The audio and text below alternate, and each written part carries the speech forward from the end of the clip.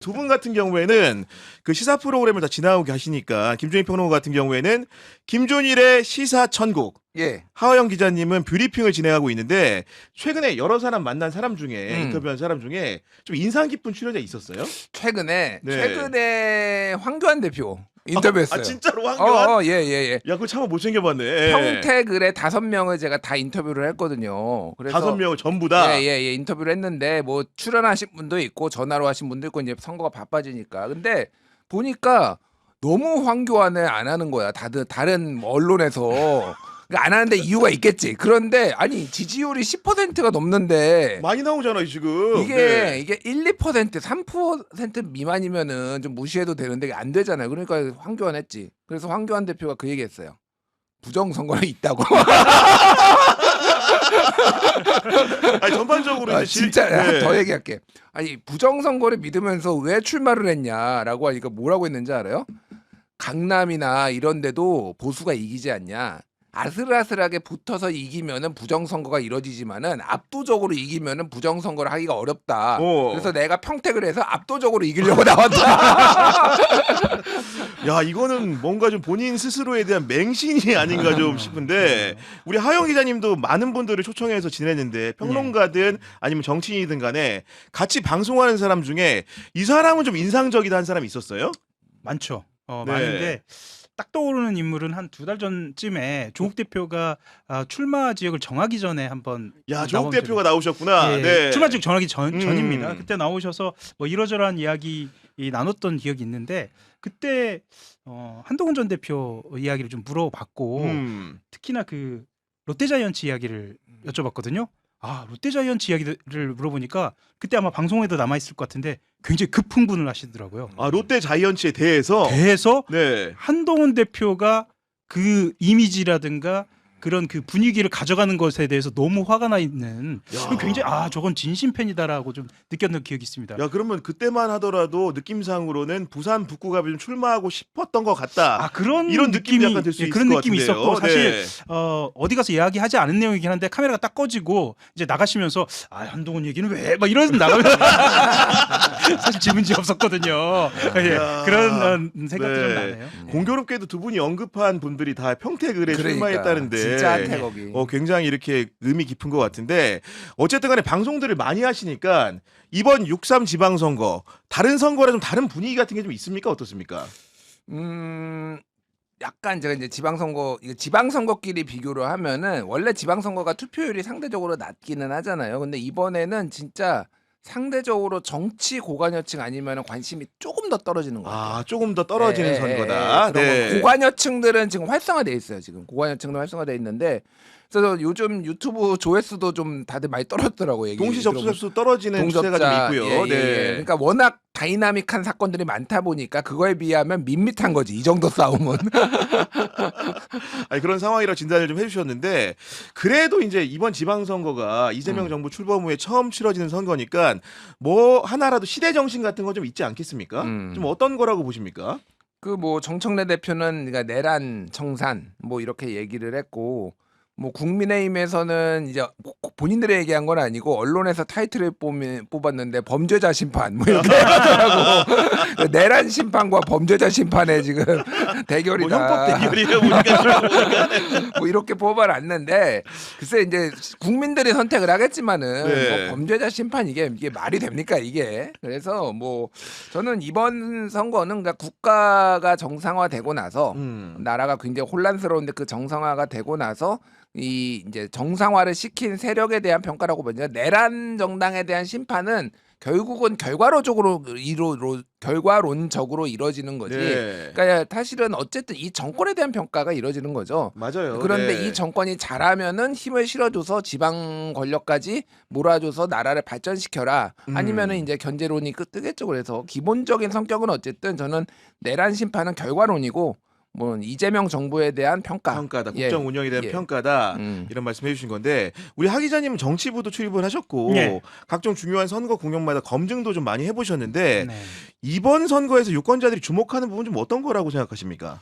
아까도 말씀하셨지만 약간 아이러니 같은 상황이 벌어지고 있는데 주목해야 할 만한 지점은 사실은 이재명이라는 키워드가 당연히 와야 하는데 이재명이라는 키워드가 각 지역별로 선거에서 등장하고 있지는 않아요. 특히나 격전지를 들여다보면 이재명으로 선거를 치러야 할 것 같은데 그러지 않은 지역들이 너무 많거든요. 그렇게 본다면 사실은 특히 지방선거라는 특성상 정치적 효능감이 강조되어야 하는데 그러지 못한 점. 그래서 아까도 말씀하셨지만 그래서도 뭐랄까 중도층에 대한 관심이 더 떨어지고 정치적으로 고관여층만 더 관심이 높아지고 그런 상황이 아닌가 좀 그런 생각이 좀 듭니다. 그런 진단 이런 진단 해주고 계신데 어쨌든 간에 선거가 가까워지니까 그 새해별로 이제 10개월을 하는 건 너무나 당연한 것 같은데 최근에 영남권을 중심으로 해가지고 보수 결집이 가속화되고 있다라는 그런 전문가들의 평가가 많아지고 있는 것 같거든요. 예. 왜 그렇다고 보십니까?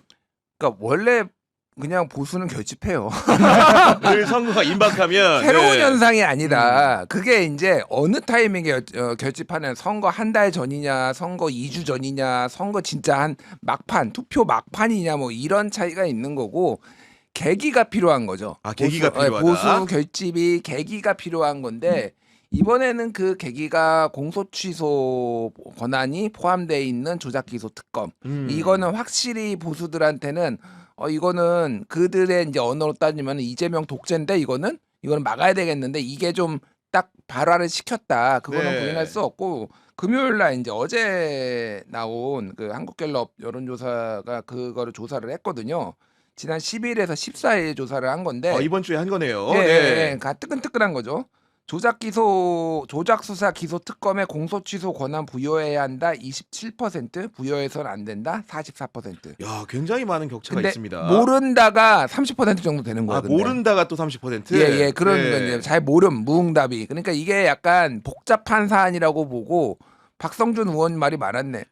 국민의 잘 모른다. 내용을 잘 모를 수 잘 있다. 모를 수 있다. 네. 뭐 어쨌든 근데 여론 지형으로 보면은 어쨌든 중도층도 부정적인 평가가 많은데 보수층은 훨씬 더 많으니까 보수가 많은 지역에서는 이제 그걸 계기로 결집하는 게 있어요. 네. 아니 이런 식으로 이제 어쨌든 간에 기화가 돼가지고 국민의힘의 참패를 예상하는 분들이 많았는데 영남권에서는 기사 회생의 여지가 있는 것으로 보이는 상황인데 그러면은 장동혁 지도부 입장에서는 어느 정도 영남에서 이겨야지 예를 들면 선방했다. 지도부를 더 할 수 있다. 이렇게 생각할 수 있겠습니까?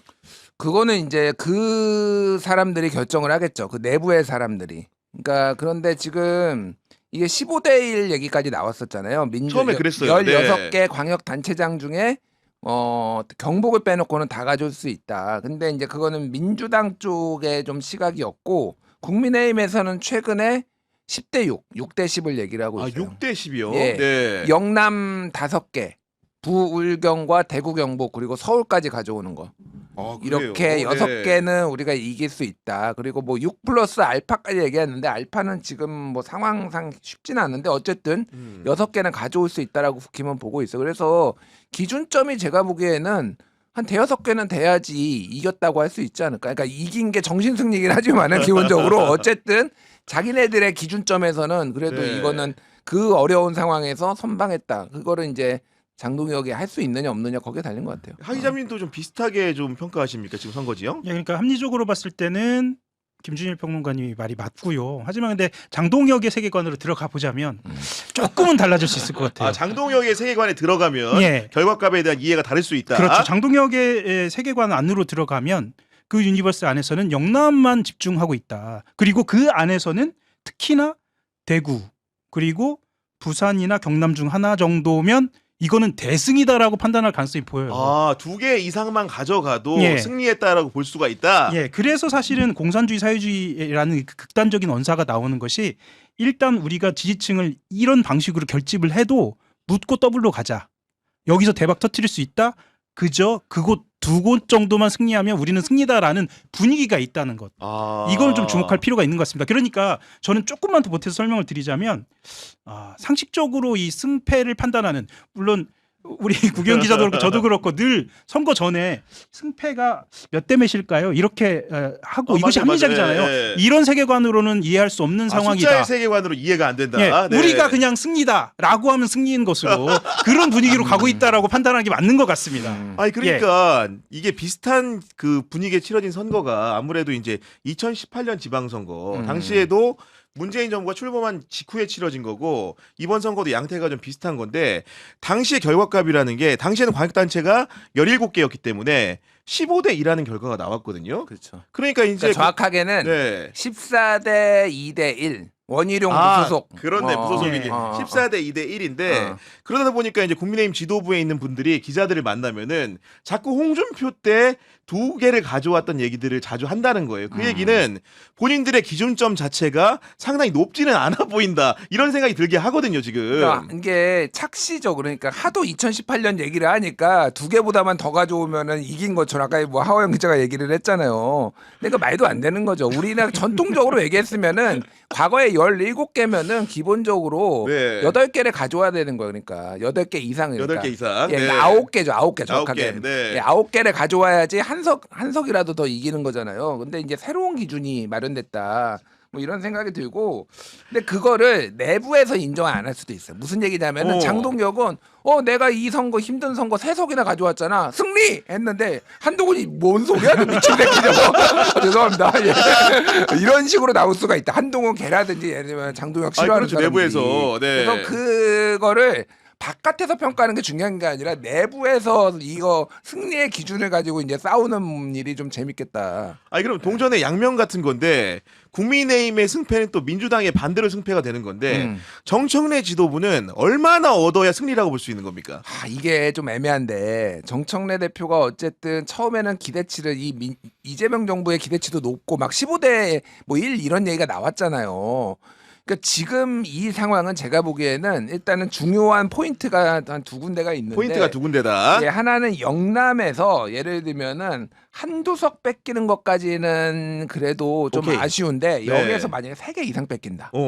그러면은 이거는 정청래 대표의 어떤 중앙당의 방향에 대해서 이제 문제가 되면 여기에서 이제 왜 정청래 가가지고 오빠 해가지고 그거 했냐 뭐 이런 거. 또 하나는 이제 왜 공소 취소 특검 조작 기소 특검을 굳이 해가지고 지금 이렇게 결집하게 만들었냐. 또 하나가 이제 전북이에요.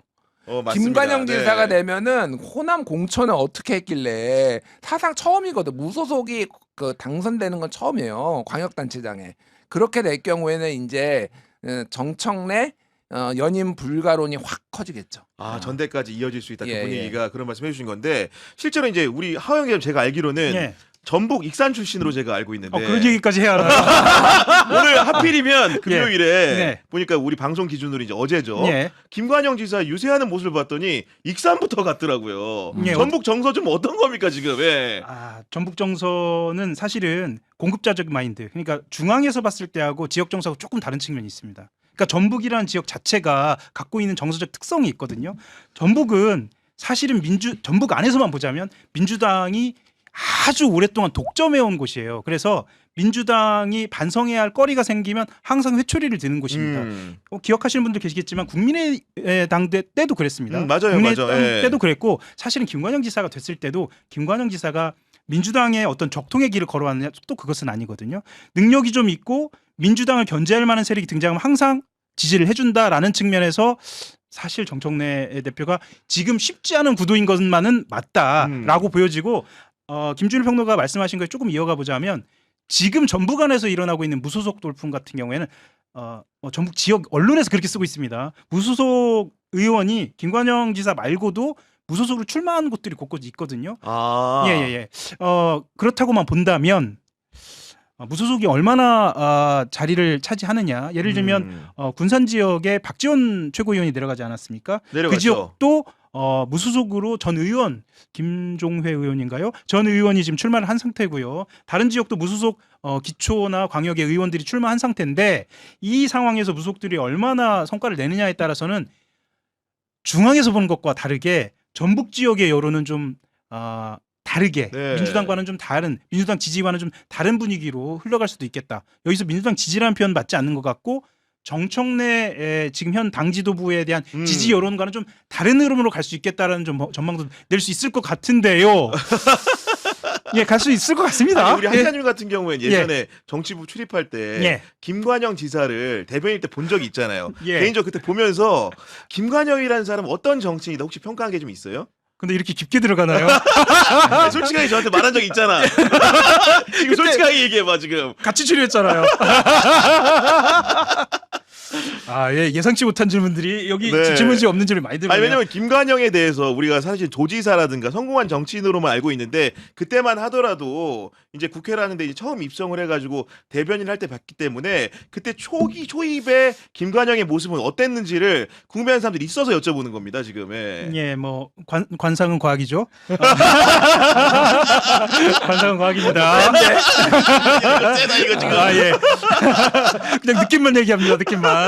예, 느낌만 얘기하자면 철저히 개인적인 느낌으로. 네. 그리고 과거의 기억이다 보니까 약간 왜곡될 수 있다라는 건 전제로 자락을 많이 깔죠. 사실 얼핏 보면은 굉장히 곰 같은 느낌이 있습니다. 곰 같은 느낌이 있어요. 본인이 이 기자들 상대할 때도 그렇고 유권자들 상대할 때도 그렇고 약간 어리숙한 느낌을 줍니다. 하지만 그 안에 여우가 있다는 거. 곰의 탈을 썼지만 좋은 표현이다. 예, 네. 여우라는 것. 그리고 그래서 사실 김관영 지사가 전북에서 해놓은 일을 보면 얼핏 보면 그냥 굵직굵직한 일로 보이는데 이미 차기를 준비하고 있었던 여러 가지 흔적들이 있습니다. 한 번 더 하기 위해서 한 것들이 많다. 예, 그래서 네. 김관영 지사가 이번 CCTV에 공개된 그 실수, 잘못은 분명하게 잘못입니다.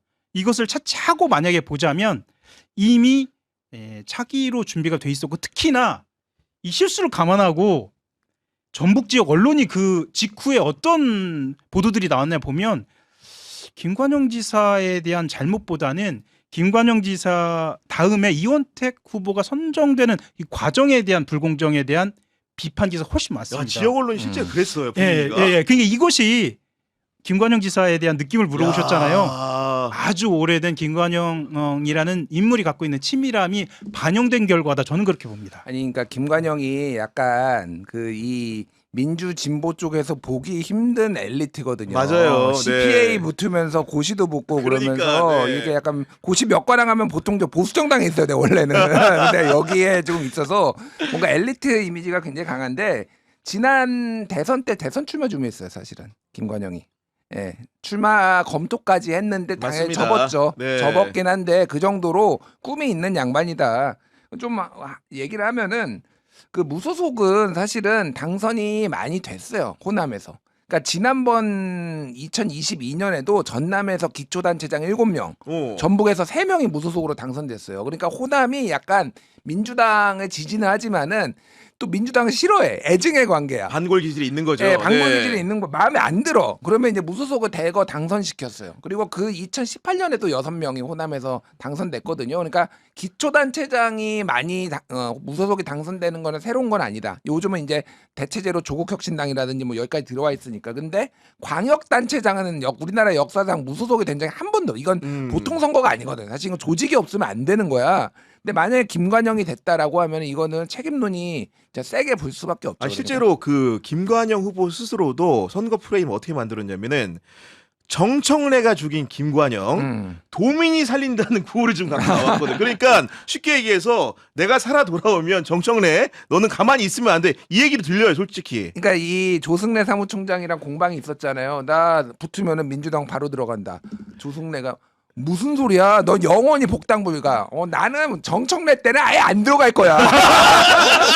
정청래 떨어뜨려줘야 이거는. 그러니까 정청래 싫어하는 친명들 다 모여 나한테 다 붙어. 정청래 떨어뜨려줘 이거거든. 그래서 실제 조심스럽게 암암리에 그래서 조승래 사무총장님이 경고했잖아요. 맞아요. 네. 이제 무소속 지원하는 사람들 가만 안 두겠다. 그래서 아름아름 조심조심 지금 친명들이 지금 싹 모이고 있다 지금 김관영 쪽으로. 그리고 거기에 더해가지고 뭐 대리비사 뭐 예를 들면 비용 대납한 의혹 같은 경우에는 수사가 계속 진행 중인 거고 그 내란 종합 특검에서 김관영 지사와 관련된 수사했던 부분 같은 경우에는 빠르게 지금 무혐의 처분을 했기 때문에 그 부분을 두고도 지역 정가에는 동정론이 좀 있다고 하더라고요. 실제로 이원택 후보가 그 지점에 대해서 공세를 펴다가 꼭 이번 사안이 아니더라도 내란 특검의 처분이 아니더라도 그 이전에 이것은 지역에서 통용할 수 있는 공감받을 수 있는 주제가 아니다라고 해서 공세를 접은 네. 시기적으로 보면 그렇습니다. 예. 네. 그거를 본다면 사실은